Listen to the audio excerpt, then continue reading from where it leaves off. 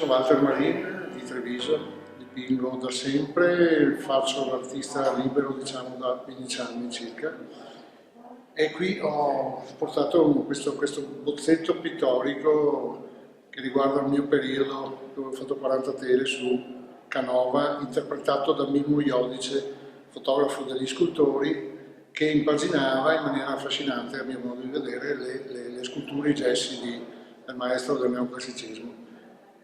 E niente, queste 40 tele sono state un periodo di 6-7 mesi dove ho frequentato la Pinacoteca del Canova e come all'Accademia, come al liceo, copiavo, divertendomi, le statue del Canova. Copiavo le impaginazioni che mi piacevano di più, appunto riferendomi alle impaginazioni del fotografo Mimmo Iodice.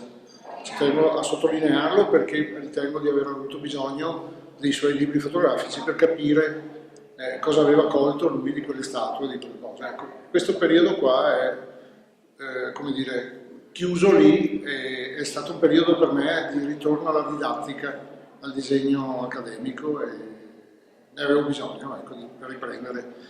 Poi la mia evoluzione è tutt'altro, riguarda la musica, ma sempre comunque il figurativo, con basi anche astratte e evolute in quel senso. Insomma.